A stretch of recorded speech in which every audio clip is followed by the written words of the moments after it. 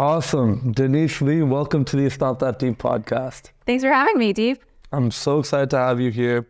You were one of the first few clients we've actually had here in the fully functioning Deep studio here in Miami. And I'm excited that you've been enjoying the content process so far. But I want to kick this podcast off by talking about you and Alala and your entrepreneurship journey.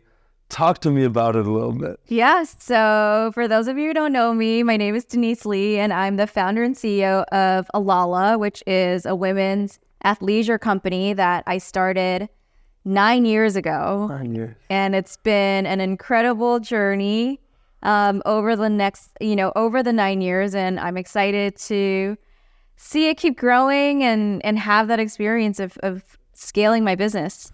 And 9 years in business is like dog years. Like, that's crazy. First of all, I have to say, I have so much respect for you and I admire so much what you've built. I was looking through your website when we first connected and I was just so impressed with just how clean the brand is. And there's a few principles of the brand of the timeless, these are pieces that are it's not just some kind of gimmick or trend or something like that. I think you even have it written somewhere on the site that it says that.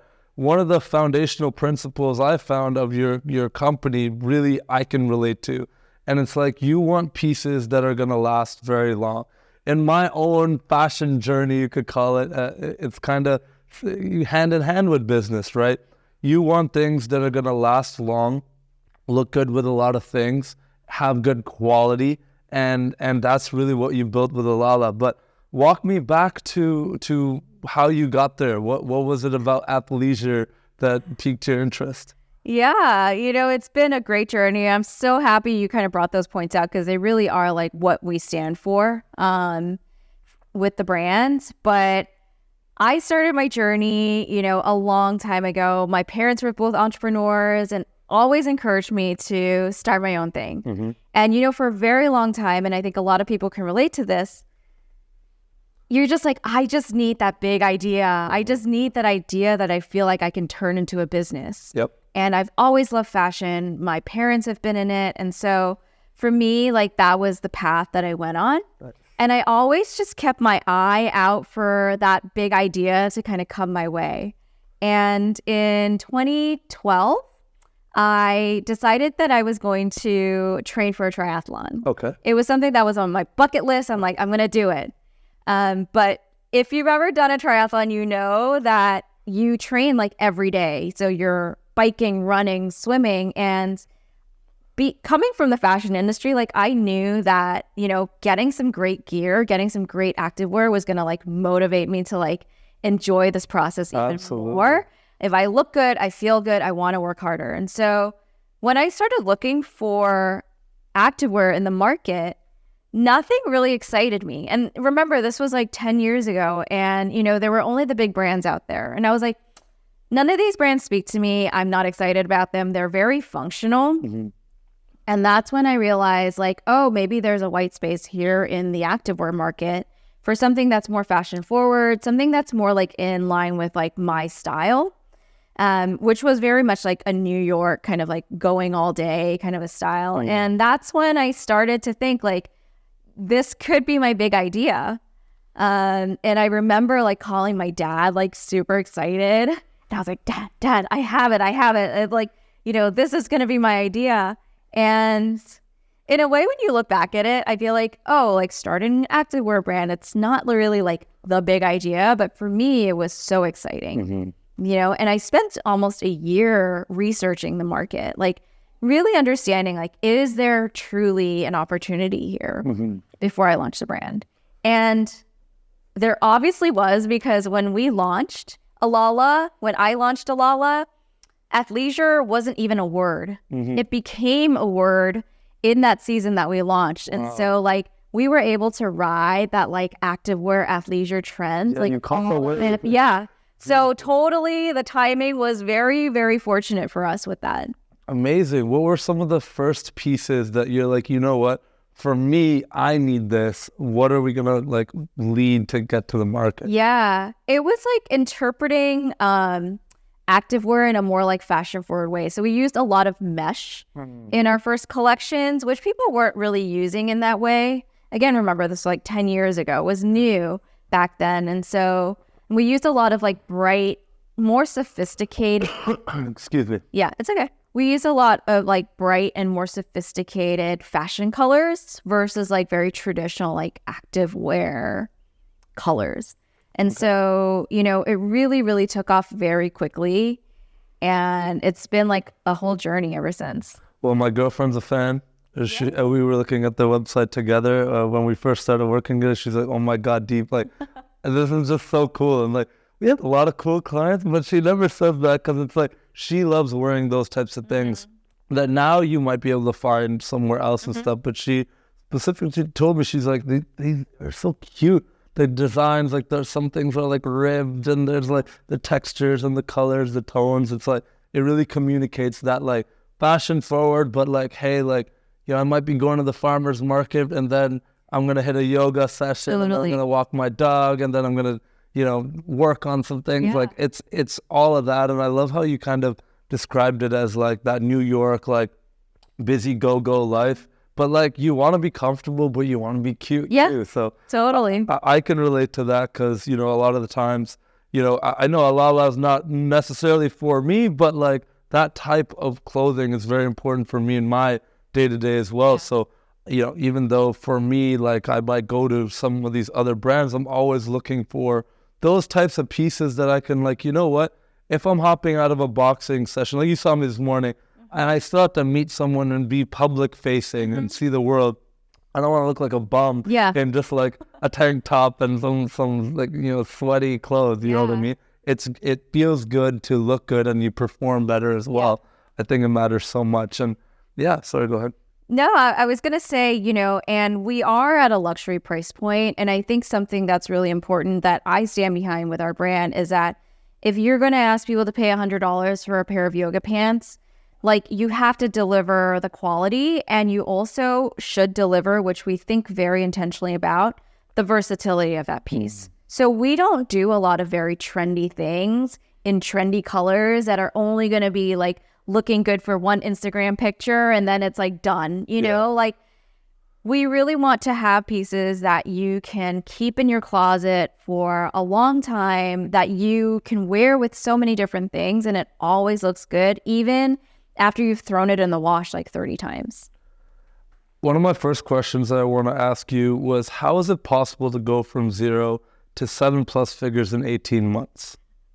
That's a great question. So for us, I think it was a combination of things. Like I said, you know, we caught the wave of everybody wanting to wear activewear, of stores wanting to have activewear in their stores for people to buy. And so, you know, we were very fortunate to kind of be at the forefront of that. And so we were one of several brands that came out around the same time that all these retailers were going to fill that hole in their stores, right? And so like Alala was, you know, an option for a lot of these people. And I think, again, like it's easy to get somebody to buy your stuff once, right? But if it sucks, they're not going to come back. And so really focusing on the product quality to begin with was something that was really, really important to me, to make sure that we could stand up to all the things that we were saying about our product, that it was really going to deliver on the promise. And I think that's really important if you're thinking about starting a product brand. I think a lot of times people talk a lot about marketing, and marketing is really important too. But if you don't have a great product, people don't stay. Exactly. Yeah. You can get that one-time conversion, but how are you going to keep them coming back and back again? Exactly. Quality is the differentiator.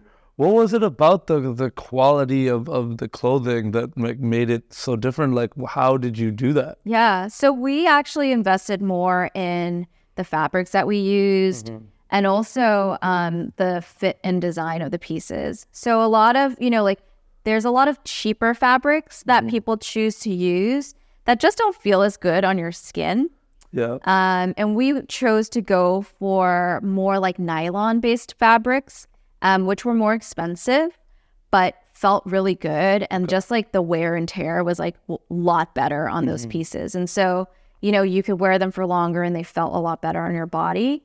But also I think like we've always wanted to design for a woman who has a regular body. We're not just saying like, oh, our clothes are only for like very thin model, like, or very fit people. We always put elements of design in that were really meant for, somebody who just had a normal body. And I think people really appreciated that about our clothing. We designed lines that made you look more elongated and lengthened and, held you in where you wanted to be held in when you were exercising. And I think that thoughtfulness of design and that work that we put in before we made the clothes really reflected in us being able to grow our business so quickly. Some of the common themes I'm like getting from this is just how intentional you guys are about everything that you do. I mean, you took that year of just studying the market and just learning as much as you can about it. And I'm sure you did a lot of like on the ground, like speaking to people and talking to friends and figuring out like what is it that like really would make this brand stick out. Yeah. I also see that, when other brands and businesses are going right, you're going left, right? I think that's really, really unique to hear because a lot of the fast fashion out there, it's all about how can we make this as cheap as possible and look just good enough to get the sale. For you, it's like, no, like, I know I'm going to get the sale. Yeah. All right. But how do I keep you happy as a customer for a long period of time with intentional pieces that are going to make you feel good, look good and feel good. Yeah. Beautiful. I love those principles. One of the next things I kind of wanted to ask you then is, what's your game plan for taking Alala to 8 figures and beyond? Yeah, that's a great question. I'm so excited you asked that. It's something I've been really trying to honestly figure out for a while. And I don't think there is one answer. Okay. Right? Like there isn't. So last year we actually did a rebrand. And the things that you mentioned, the timeless design, the quality, we really brought those qualities of our brand and product out to the forefront because what we hear from customers is that those are things that matter to them. So I think part of the strategy for us growing and scaling is really to convey like why we're so different. And in such a crowded market now, right, there's hundreds of options of activewear that you can buy. I think saying how you're different and making it very clear to people helps people identify like, oh yes, this is important to me. Quality is very important to me. Having pieces that are versatile in my wardrobe are very important to me. And so it helps us, I think, connect with the customer we want to reach easier. And so that's part of it. But I think on the other side of things, as a first-time solo, self-funded entrepreneur, there's so many things I don't know about business. I've never grown an 8-figure business before. I've never grown a 9-figure business before. And so, in this point of my journey, I'm also learning to reach out for help, reach out for more support. And that's something that, I haven't done a good job of to this point. And so, I've spoken to a lot of people who have told me that, bringing on an advisory board is something that's really critical for our next step of growth. Having people who have the experience of growing 8-9-figure companies come on to kind of show me the way is something that I'm working on a lot right now to enable us to grow, right? Sometimes I feel like we get so either like lost or we're unsure of what to focus on in our business, what's going to make the biggest difference, that it's hard to make those decisions on your own. So at this point in my business growth, in my own personal journey growth, it's a lot just about kind of like bringing in the right people to help me grow. That is the most beautiful and refreshing answer I could have expected. There's so many directions you could take in that, right? Like you get specific tactics, and as a real entrepreneur, you know that it's like a plan is a plan, but then it changes a million times, right? Beautiful, beautiful answer. I love that mentorship and advisory is at the forefront of that, because even in our business journey, and we're not as far along as you or anything like that, but from the beginning of Jamie and my business careers, even before I met him and even before he met me, we actually did an exercise the other day where we actually took a look at all of the investments, direct investments we've made in courses, coaching, masterminds, access to people and material and knowledge that's going to help us level up and do it faster than if we just try to do it alone, right? We're kind of, okay, how can we skip these steps? Sure, it's going to cost some money. And cumulatively over 6 figures have been invested in that type of learning and growth. And that to me is cool to look at because that's outside of like a traditional education or university or something like that. That is for us like taking our own, like the little money we have and basically taking our egos and saying, we don't know this. How do we get to know it, but not have to do so much? Like I can skip a step if I know someone who's already where I want to be. So I really love that you're investing in that. And I'm so confident that having that advisory board, having people around you who can steer you in a direction when you hit that fork in the road, and these decisions at that level are so much more magnified because every decision means saying no to a bunch of other things. Then you're kind of unsure. It's cool to hear other people's perspective on that. So really, really cool there. Another question here I've got for you is, would you ever sell your company? Yes. In a heartbeat, yes, I would. I think it's really important for people going into this to know what they want to get out of it, right? And I think it takes you down many different paths depending on what your outcome you want is.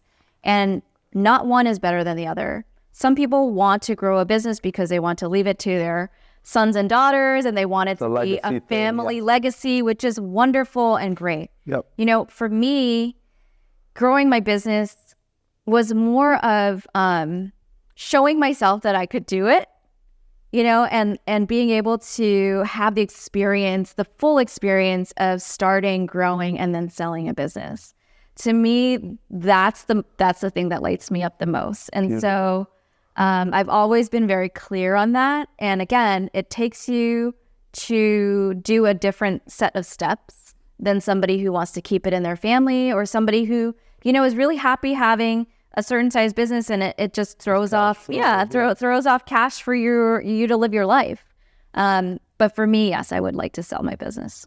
Great answer. I love the clarity of that. I love that it's, not like, well, maybe if this and that, and then depending on this, it's very clear that, you're building this thing to sell. And, one of the things that, I may add on to that, and when I first started off, this agency with my partner, my whole thing was, let's quit our jobs. Let's do something to like up our lifestyle so we can live the life we want to live, right?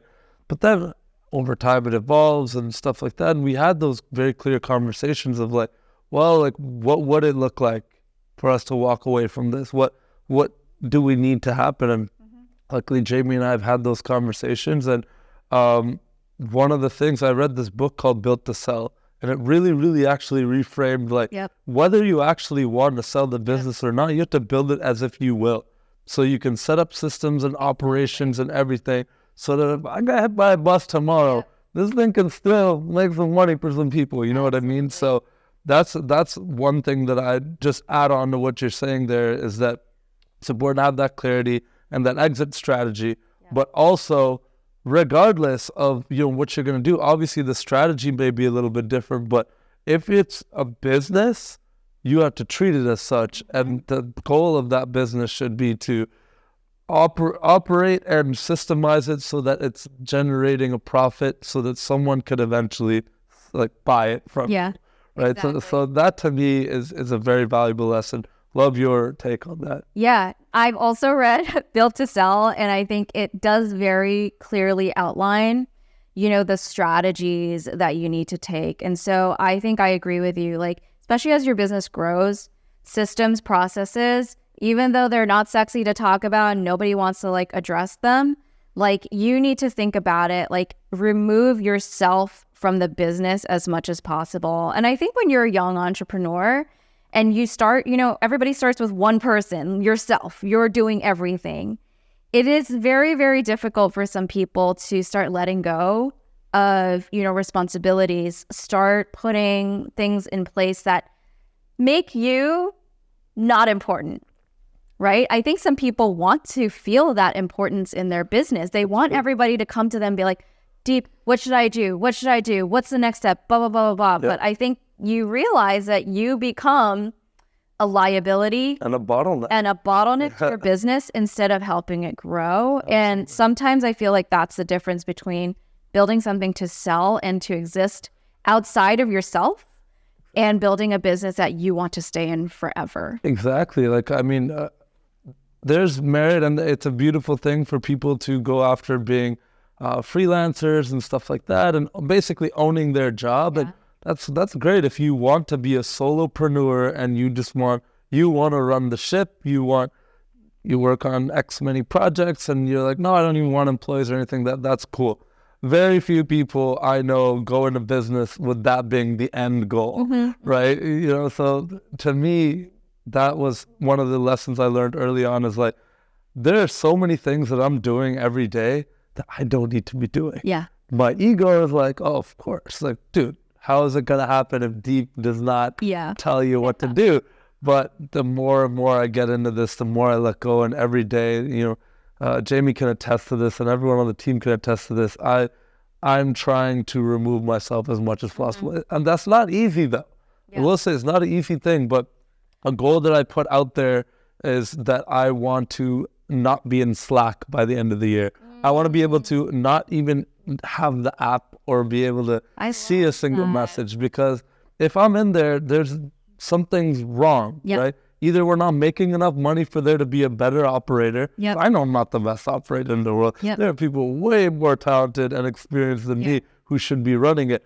I want to be on top of it. I want to be an owner. I don't really want to be a CEO. As good as I am at it, I don't want to be a CEO forever. My goal for me is to, be like kind of the chairman of a board of a bunch of companies where I check in on things and whatever if I want. But at the same time, if I want to F off to Europe for the summer and not check my phone at all, that's also cool. So I really appreciate your perspective on that. That's the dream, right? It's to be able to leave your business. And one thing I will add for a lot of people who might be creatives or thinking about starting their own fashion line and stuff, there's something to be said about not having your name as the name of the company.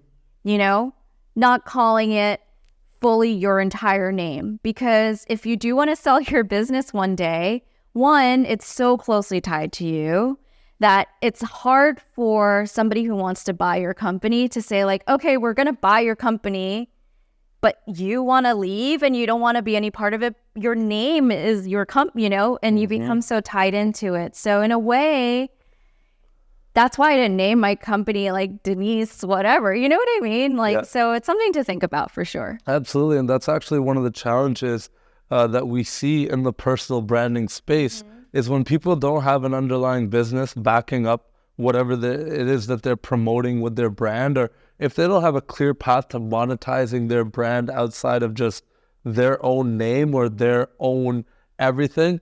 Again, I know it's kind of like a graphic image, but it's like this person gets hit by a bus, and there goes their brand. You're not going to get someone else to hop in and be like, hey guys, Denise Lee here. Actually, JK, she's not here. I'm taking over her accounts. Like, that's, unfortunately, that doesn't work. So one thing we always look for in clients who are looking for a personal brand is, hey, like, do you actually have like a way to monetize this outside of just your name? Right. And but I will say it, like, on that note as well, that is the quickest way to connect with a large audience as well. So it's a double-edged sword. You have to be tricky. It's kind of a tricky balance, but you have to be careful not going 100% any direction. There's a lot of merit to being completely anonymous and just crushing business and not doing any personal branding. But from what we've seen, so many people have benefited so much from kind of having both. Yeah, I think especially because there's so many industries that are so competitive. One of the competitive advantages you have is that your customers love you. They love your story. They love why you started this brand. Yeah. And yeah, I do think it's not a cut and dry, like easy decision to make. Absolutely. I mean, look, for me, every business I've ever started has a part of my name in it. Mm-hmm. Mm-hmm. A, for my ego. Two, I think it's kind of cool.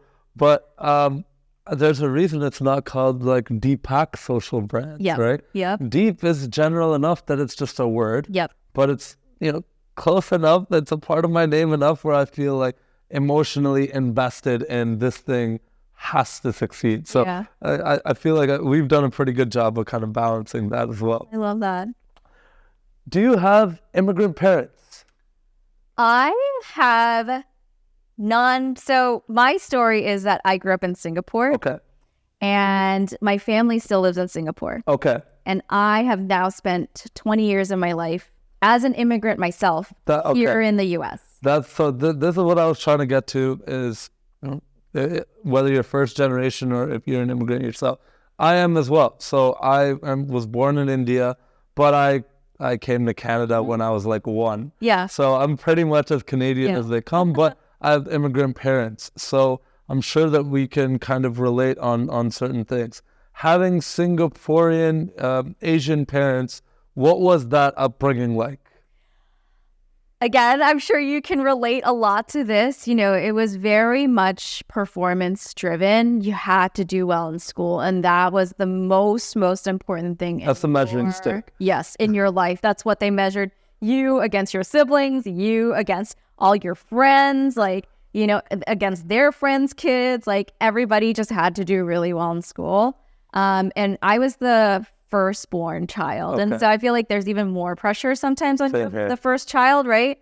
My brother and sister were allowed to kind of like do more creative things and explore some other parts of their, interests. And I was really focused on school. And so for a long time, like that's kind of the thing that, makes you a good child or a bad child was how well you did in school. And now as an adult, you realize like how narrow that is in some ways. And I think, I wish I had more opportunity to do a lot of things when I was a kid, but it also, I think, instills in you some really great values and great kind of training, especially for being an entrepreneur. So yeah, that was my experience. I'm grateful for it, because on one hand, it was the definitely doctor, lawyer, engineer dynamic where it's like, that is pretty much the only way we're going to consider you successful. Right. And because we want to brag about you to everyone else, right? But as you get older, you realize that it comes from a good place and they just want you to be successful. They just want you to be safe and to be able to provide for your kids. And in their minds, that is the way to do that. Yeah. Right? But what I'm curious, and probably what's going to be a little bit different in your story and mine, is your parents were entrepreneurs. So with that, you're still, they're still measuring success as, how much effort you're putting into school and what your grades are like and that type of stuff. But was there ever, and excuse my ignorance, in Asian culture here, but, was there any pushback from you to be like, well, hey, like you guys, like school was number one. Yeah. You weren't measured by some job or outcome. Like you guys are entrepreneurs. Yeah. Was there any of those conversations back and forth, or did you just go with it?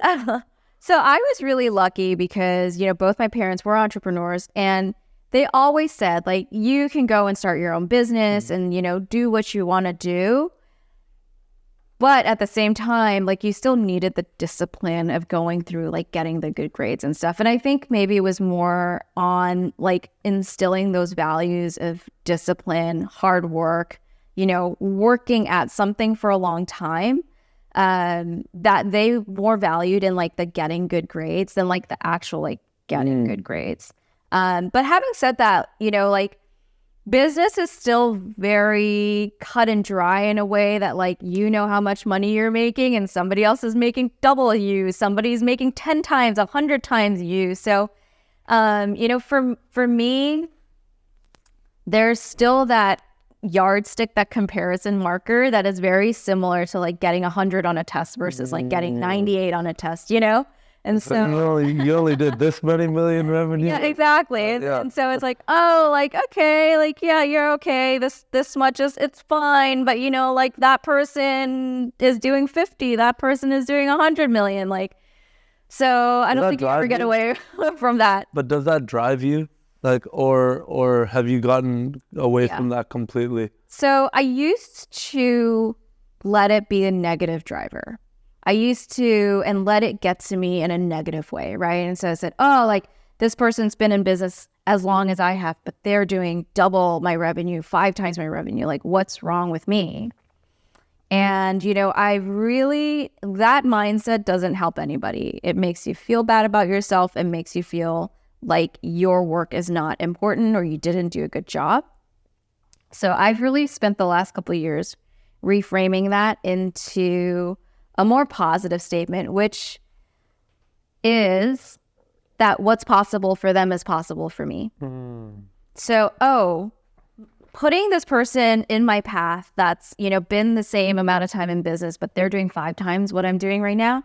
I'm like, okay, the universe is showing me that I can do that too, you know, that I can get there. It's not an impossible thing. So for me, like, I try to think about that way more than I try to think like, oh, like I'm not doing as well as this other person. That's a really healthy mindset. Yeah. And wow, like that's really refreshing because I catch myself even comparing, right? And I'm always, you never compare down, you always compare up, right? So you never think, oh, well, I'm doing this and we're doing that. You're thinking, well, yeah, I'm doing this, but there's this 21-year-old who's doing 50 times that. Yeah. I'm like, what am I doing wrong here? Like, I'm trying my level best right now. I mean, I'm doing everything I can. I don't know if there's more I can do. How is this person getting all this stuff? But that's a really powerful reframe that I'm going to try to apply moving forward. And it's a beautiful conversation like this. I get to take that away because, there's a weird relationship between the competition of it, of like, well, like you definitely want to do the best that you can, but then also the more healthy mindset of being like, well, like, look, there's so much possible out there. There's so many people with different advantages or disadvantages. I'm here right now. I know I can get there. Yeah. And I think something that really helped me is like this very simple analogy, right? I have $5 and I'm going to pay you $5 for your cup. Now I have your cup and you have the same $5. You're going to take that $5 and give it to someone else to buy a sandwich. And so in a way, money is infinite and your possibility for making money is infinite because there's not only a certain amount of money in the world. Money moves everywhere all the time. And so, you know, for me, it's like, oh, just because this other activewear brand is doing this doesn't mean I can only do this, you know, because money moves everywhere all the time. And so that $5 is going to get passed around so many different ways in its life, like that you can't think of business as a zero-sum game. You have to think about it as this infinite possibility for yourself. That's beautiful. I love that so much because with that, you've reframed it to there being infinite possibility and leverage. That's a really important way to look at it. I love that. Yeah. Something I kind of want to dive in a little bit because it seems like you've got a really good mindset about all this stuff. And coming up on a decade doing this, you know, you've probably had extreme ups and downs and roller coasters and crazy bad months, amazing good months. How do you keep yourself so even keel? What is like kind of your mindset tricks to stay so calm? Because I can feel your energy that you're just calm, cool as a cucumber person. How do you get to that? I think it's partly just my personality. Like I've always been this way. But I also think that, it's something that I consciously think about, right? And for good or bad, this is the way that I approach things. Especially when you have difficult times, you can get yourself into a hole. And I've definitely been in places where I don't want to get out of bed. I cry to my office. I want to give up. I just want to fire everybody and blow up my business. I've been there so many times. And you just can't let that stuff get you so down, because there's a bigger purpose and a bigger mission, I think, behind all of this. And sometimes I think about that. What is my purpose in life besides making all this money for myself? You know what I mean? And for me, that keeps me going, and that makes the bad times a little bit easier. But I do think, and I told Jamie this earlier too, I do wish that, the good times, I celebrated them more. And so I'm even keeled, but in good times, I really wish, I was more excited and I celebrated my first million or whatever it is, more than I did. So I think there's something to be said either way. Yeah, I think a good analogy for me is, climbing a mountain, right? But you might not see the summit yet. And you're like, oh, well, I just got to get to this part, and then I'll be happy because it's almost there, right? Yeah. And then you get up there, and then there's a bend, and you're like, oh, there's 3 more. It's okay, well, let's just keep going. Can't get too high, can't get too low. Let's just keep going. But it's cliche, but it's about the journey. Yeah. Anyways, right? Totally. So that's something I struggle with as well. But Jamie and I we do try to, we hit our first 7-figure mark, and when we started to hit some of these milestones, we actually do try to intentionally, you know what, we're going out for dinner tonight. Yeah. I know we might not be able to afford this, or we got 7 fires to put out or whatever, but tonight we're going to go drink some beer or some drinks and go watch a basketball game and celebrate this thing and with other people. I think that's important as well. Totally. And I also think sometimes when you have a team of people who chose to leave whatever they were doing and come and work with you, and they look up to you and you're their leader, you never want to show so much stress, disappointment, negativity around them, because I just know how much, it affects them, and it makes them panicked and it makes them sad. So in a way, you're also regulating that feeling, because you always want to be, kind of a leader and a strong role model for your team. Yeah. No, that's powerful. But, on the flip side of that, kind of like you're saying as well, they also want to share in a win. They want the pizza party. They want the retreat. They want the, fun things to celebrate, because it can boost morale and have everyone more hyped up and ready to continue on the road. So that's a really beautiful lesson and outlook on it. On a more personal side, how do you, what are some of the habits that you have on a day-to-day basis that you find keep you performing at a high level? Yeah. So, I'm a big proponent of having some quiet time, whatever that means for you as an individual. For me, it means that when I walk my dogs in the morning, I don't listen to music. I don't listen to podcasts.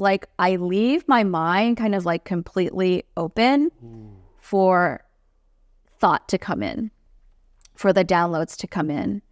And I find so many people every single moment of every single day, they're having some stimulation, right? They're watching something, they're listening to something, they're saying something, and it's they don't give themselves any time to really just let their mind be more free and open and quiet.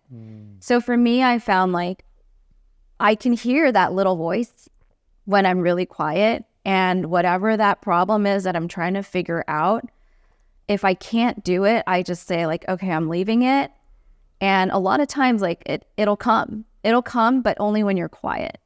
And so for me, it's just really important. My morning walk is, 15, 20 minutes. It's not a long time, but it really helps just to like let my mind be really silent and see what comes in. That's beautiful. I love those types of walks or even showers or long drives where I kind of can't have, or like you can with your phone and stuff like that, but like you leave it at home or force yourself to have that stillness, that quietness. Yeah. And yeah, the mind has this very weird ability to solve things like creatively and come up with solutions that you're like, I would have never even thought of that if I was like trying to Google it or trying to ask someone or trying to do them, like listen on podcasts or all this stimulus, right? I do think in 2023, as we're recording this, we have too much input, too much stimulus, too much going on, that those moments in the sauna, those moments going for a walk, those moments just being in nature for a little bit are actually some of the most important minutes in your entire day. Yeah. And some of the most creative and influential people ever say the exact same thing. So that's a really valuable piece of advice there. I love that. And it's easy. Anybody can do it. Yeah. I love that so much.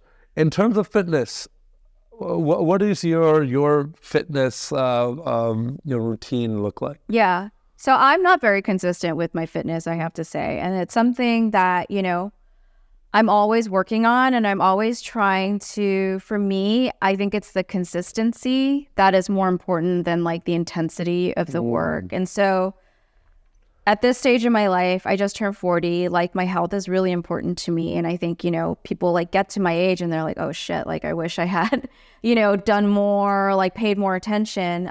So fitness for me is a part of your overall wellness, and it's a portion of it, but it's not the whole thing. So as long as I'm moving my body in some way every day, like I consider that a win. So even if it's just going out and walking my dogs, like that to me is a win. I don't try and force myself into like a really regimented fitness schedule because I've tried it so many times and I don't like it. And I like give up after 2 weeks, And so for me, it's more like light exercise. I like doing Pilates. I like walking. And that's what's working for me right now. I've gone through the phases of going to boxing and this and that. And, I enjoy all of it. But currently just like feeling into what feels the best for me, that's what's happening. I think that is some of the best advice ever, because there's so much noise out on the internet in the world that this is the only way. You must do this 8 times a week, and then intermittent fast, and then do this, and then yoga and meditate. And it's like, oh my God, like I could just be a full-time, like just doing the recreational stuff. What am I going to hit all the other priorities in my life? That's really beautiful. Yeah. I'm going to kind of end the podcast on a little bit of a selfish note on my part. I don't normally do this, but I think that a lot of people can gain valuable insight from this, because I've been struggling with something as a business owner, as a as somebody who is a son, a brother, a boyfriend, just so many roles and responsibilities and hats that I have to wear and plates that I have to spin, right? Something that I've been struggling with, and I've been talking to people very close to me about this, is prioritization. How do I know what is the most important thing? How much time do I dedicate to it? And how do I make it all kind of fit and work together?